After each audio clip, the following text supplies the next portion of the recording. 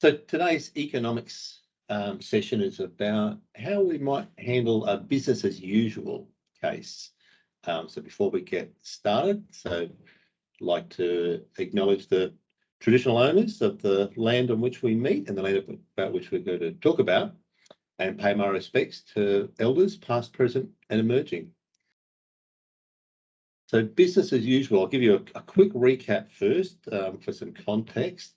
So the economics platform, there are 4 key components to it. So economics plan, a lumped catchment scale, investment prioritisation application, economics project, so farm scale or project scale modelling application, economics report is about being able to do impact reporting about the great work that we've done or plan to do, and economics market about facilitating environmental markets by providing sort of good, robust, underlying quantitative representations of NRM work. So the first area of work is this economics plan, which this series of workshops has been about. So this is a sub-catchment level lumped modelling approach for rapid portfolio investment portfolio generation, with an audience of investors and the users being investors, NRM bodies or local government authorities. And we want a relatively simple approach that can be applied across large spatial areas. And then we can do the detail when it gets to the economics project level application. So having said that, why does business as usual matter? So, and a principal issue here is about activities that are avoided destruction, so protecting vegetation. They're typically much cheaper and they'll have higher, at least initially higher, ecological value than repairing something that's already damaged. But we typically just do a very poor job of representing these avoided destruction activities. So typically when we'll do a water quality modelling approach, we'll assume the current state is a steady state baseline, and then we'll model how things will improve, how that condition might improve when we have interventions. And that's what I've tried to represent in the diagram below. So we're assuming the steady state and we're adding, we're restoring the landscape.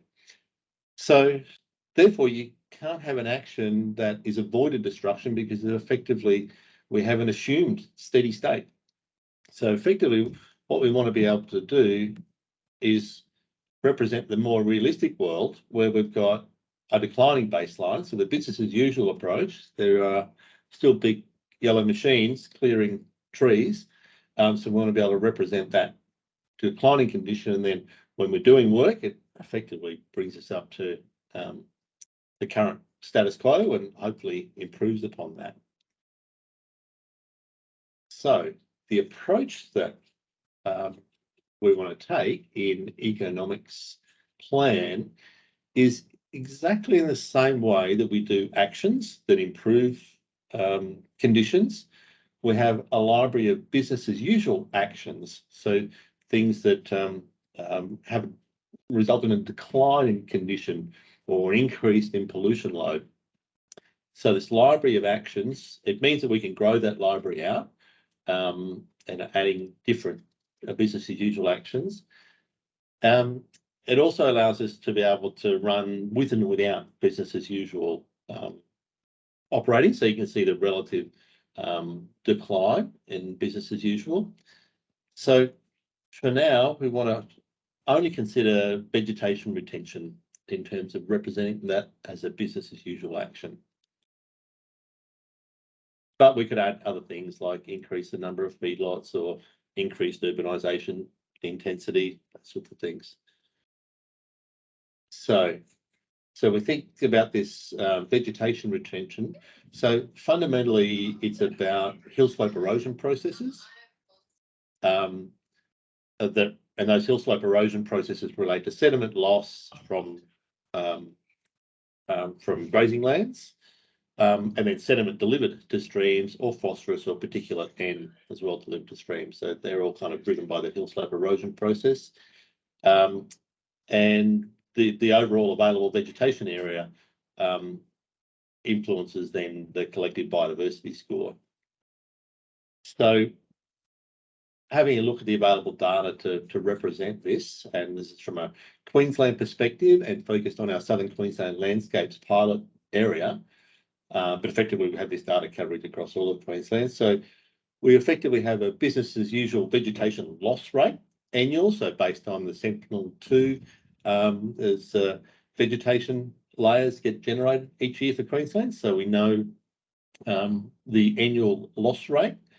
And then we also know across Queensland the total possible loss of vegetation because it's called Class X, effectively where there's as of right clearing of vegetation. So we know the total potential area that could be cleared, and we also know the current rate of clearing.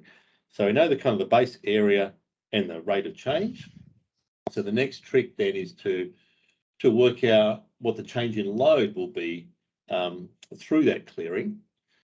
And our initial approach here was to rely on the source water quality modelling.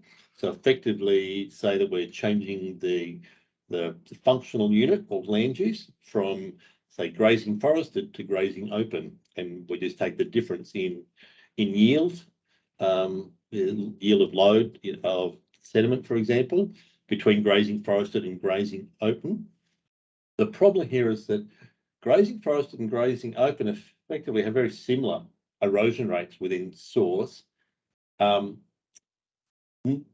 though the cover changes, and that's because on average forested country is steeper country, so you've got a higher energy term combined with a higher cover, and you end up with a similar erosion rate to open grazing areas.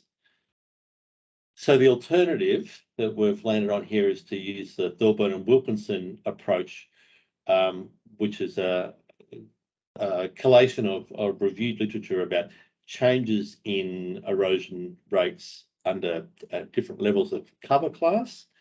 And so this is the same method we use, exactly the same method we use in the reef catchments for predicting the effect of revegetation. So it's literally the negative implication of revegetation versus protecting vegetation, or what would be lost through clearing. So that's our approach. So it was a long roundabout way to think about how to represent business as usual, but effectively we're going to represent it exactly the same way that we represent an action. And that action, instead of improving things, will result in a decline in condition. Simple. I don't know why we didn't do it earlier. So we've got an upcoming session on Friday about environmental economics, and this is about capturing what are the cost components of a project that are meaningful for an investor. So there's a CapEx cost, OpEx cost, whether the financial contribution from the landholder, whether that matters, or whether in-kind contributions matter in terms of coming up with investment prioritisation. And I'll post this video where the others are at economics.net.au for those videos. Thanks very much.